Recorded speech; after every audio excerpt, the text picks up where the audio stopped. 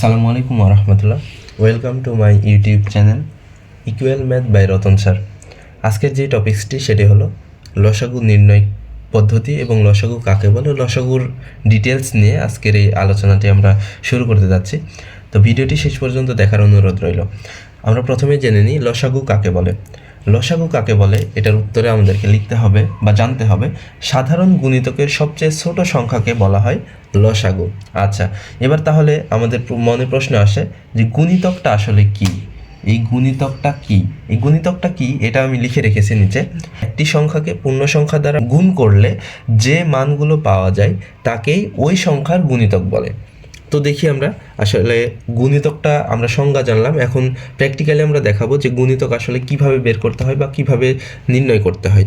এখন শিখব চারের গুণিতক আমরা বললাম পূর্ণ সংখ্যা দ্বারা গুণ, অর্থাৎ 4কে প্রথমে 1 দ্বারা গুণ করব, তাহলে হবে 4 1 4, প্রথমটা হলো 4।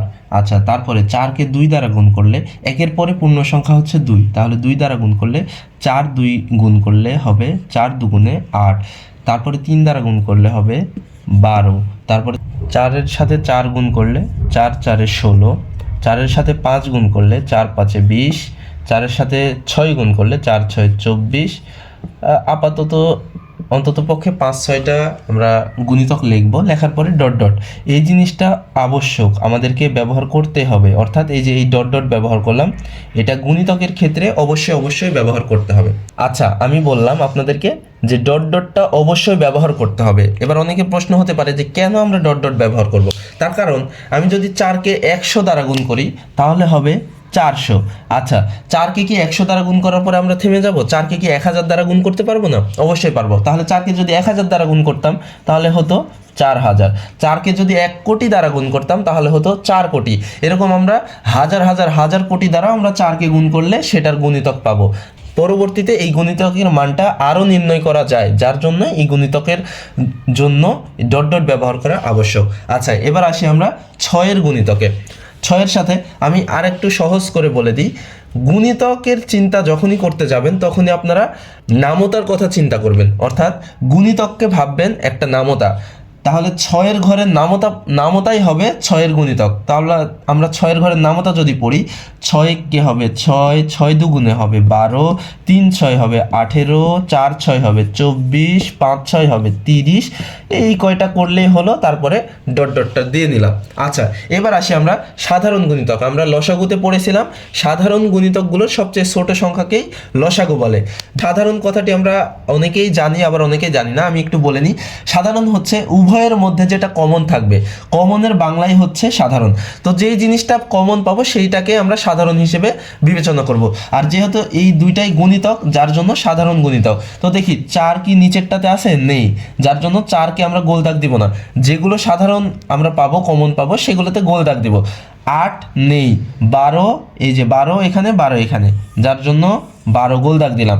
আচ্ছা, 16 নেই, 20 নেই, 24 আছে, এই যে 24, এই যে 24। যেহেতু আমাদের দুইটা সাধারণ গুণিতক পেয়ে গিয়েছি, এনাফ। দুইটা সাধারণ গুণিতক পাইলেই হবে, ন্যূনতম দুইটা পাইতেই হবে। যেই বড় বড় অঙ্কেরই করুন না কেন, আপনারা অবশ্যই একটু খেয়াল রাখবেন যেন অন্তত পক্ষে দুইটা গুণিতক আপনারা পেয়ে যান। আচ্ছা, এবার আমরা লিখব সাধারণ গুণিতক। 4 ও 6-এর সাধারণ গুণিতক 12, 24। আচ্ছা, আমি একটু আগেই বললাম গুণিতকের জন্য ডট ডট আবশ্যক। তাহলে কি সাধারণ গুণিতকের জন্য ডট ডট আবশ্যক? হ্যাঁ, অবশ্যই ডট ডট দিতেই হবে এক্ষেত্রেও। কেন দিতে হবে? কেননা আপনি যদি 24-এর পরে আরও গুণিতক বের করতেন এবং 6-এর 30-এর পরে আরও গুণিতক বের করতেন, দেখতেন যে সাধারণ আরও কিছু কমন পাইতেন। আরও কিছু না, অনেক হাজার কোটি আপনি কমন পাবেন, যার জন্য আপনাকে ডট ডট অবশ্যই ব্যবহার করতে হবে। আচ্ছা, এবার তাহলে 4 ও 6-এর লসাগু, যেটা আমরা কাঙ্ক্ষিত প্রশ্ন সেটাতে আমরা চলে এসেছি, যেটা আমরা বের করতে এসেছি লসাগু। আজকের যে টপিক্সটি সেটি হলো লসাগু। তো 4 ও 6-এর লসাগু হলো, আমরা সংজ্ঞায় পড়েছিলাম সাধারণ গুণিতকগুলোর সবচেয়ে ছোট সংখ্যাকে। তো 4 ও 6-এর সাধারণ গুণিতকগুলোর সবচেয়ে ছোট সংখ্যা কোনটি? এটি 24, এটি 12। দেখুন তো, 12 হচ্ছে সবচেয়ে ছোট সংখ্যা। যতগুলোই সাধারণ গুণিতক পান না কেন, 12-র থেকে ছোট একটাও পাবেন না, যার জন্য এই 12ই হবে লসাগু। অবশ্যই অবশ্যই 12-র পরে আবার ডট ডট দিবেন না, কেননা লসাগু মাত্র একটি হবে, সেটি হচ্ছে এই 12, কেননা 12-র ছোট আর কোনো সাধারণ গুণিতক আপনি পাবেন না। তো আশা করি ক্লাসটি বুঝতে পেরেছেন। যদি কারো কোনো একটা বিষয়ে সমস্যা হয় বা কোনো একটা লাইনে সমস্যা হয়, আমি আপনাদেরকে বলবো কমেন্ট সেকশনে গিয়ে একটু কমেন্টে জানাবেন। আর তবে চেষ্টা করবেন পারতপক্ষে একটু টেনে টেনে, আগের দিকে একটু টেনে টেনে যদি ভিডিওটা আবার কন্টিনিউ করেন, তাহলে আপনার যেই না পারা অংশটা সেটা আশা করছি বুঝতে পারবেন। তারপরে কোনো সমস্যা হলে অবশ্যই কমেন্ট বক্সে জানাবেন, ইনশাল্লাহ আমি আপনার সমস্যার সমাধান করার জন্য প্রস্তুত থাকবো। এই বলে আজকের টপিকসটি শেষ করছি। আসসালামু আলাইকুম ওয়া রাহমাতুল্লাহি ওয়া বারাকাতুহু।